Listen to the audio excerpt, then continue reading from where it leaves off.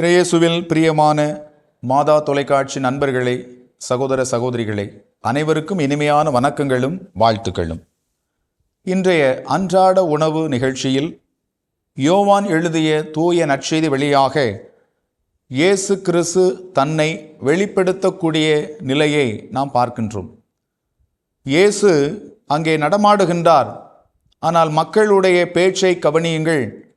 இவர் இங்கே வெளிப்படையாக நடமாடுகின்றாரே, இது எதை நமக்கு கற்றுத்தருகின்றது?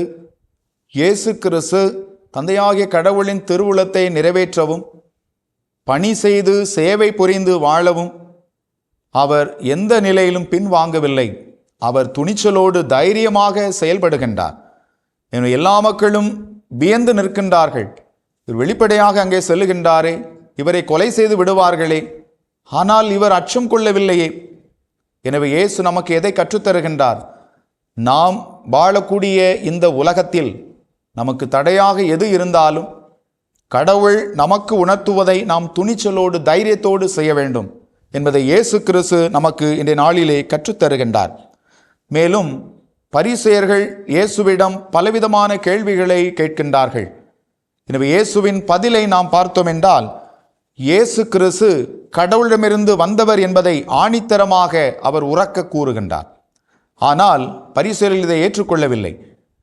இயேசு கிறிஸ்து எதை அங்கே வெளிப்படுத்துகின்றார், எதை அங்கே மக்களுக்கு புரிய வைக்கின்றார் என்றால், தன்னை ஒரு மெசியாவாக, கடவுளின் திருமகனாக, கடவுளிடமிருந்து வந்தவராக அவர் தன்னை வெளிப்படுத்துகின்றார்.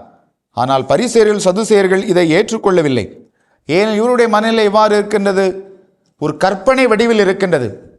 ஒரு மெசியா என்றால், கடவுளின் மகன் என்றால், கடவுளிடமிருந்து ஒருவர் வந்தவர் என்றால் அவர் திடீரென்று வானத்திலிருந்து குதிக்க வேண்டும். ஒரு அதிசயமான நிலையில் அவர் வர வேண்டும். அவருடைய வரலாறு பற்றி எந்த ஒரு உண்மையும் யாருக்கும் தெரியக்கூடாது. எல்லாமே மறைபொருளாக இருக்க வேண்டும். இவர் எங்கே பிறந்தார், எங்கிருந்து வந்தார் என்று நமக்கு தெரியுமே. அப்படி என்றால் இவர் எவ்வாறு கடவுளின் திருமகனாக இருக்க முடியும்? இது அவருடைய கற்பனை வடிவில் இருக்கின்றது. இந்த உலகத்தில் பல நிலைகள் நம்முடைய மனநிலை எவ்வாறு தான் இருக்கின்றது. ஒரு மனிதன் எவ்வாறு இருக்கின்றானோ அவ்வாறு நாம் அவரை ஏற்றுக்கொள்ளவில்லை. நாம் கற்பனை வடிவில் அவனை நினைத்துக் கொள்வோம். அவன் இவ்வாறு இருப்பான், இதை இவ்வாறு செய்து இருப்பான். எனவே இந்த கற்பனை வடிவில் இருப்பதை ஆண்டவர் ஒருபோதும் விரும்பவில்லை.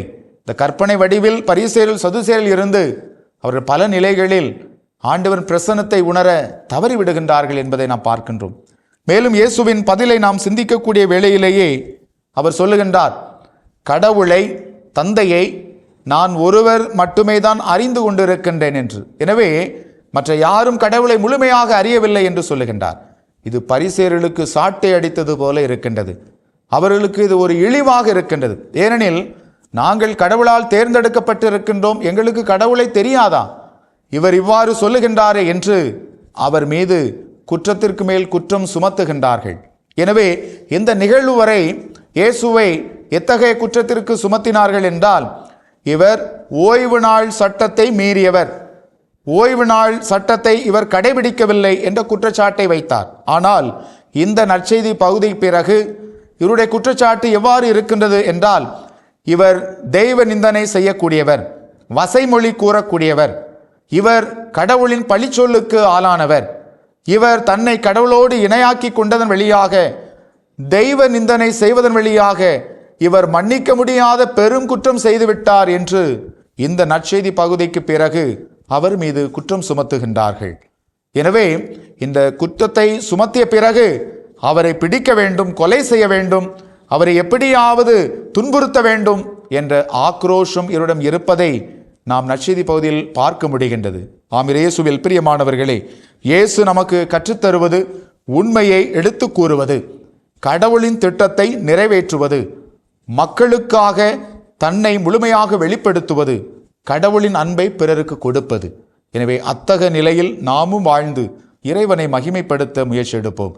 இறைவன் என்றென்றும் வாழ்த்து பெறுவாராக. இயேசுவுக்கே புகழ், இயேசுவுக்கே நன்றி. மரியே வாழ்க.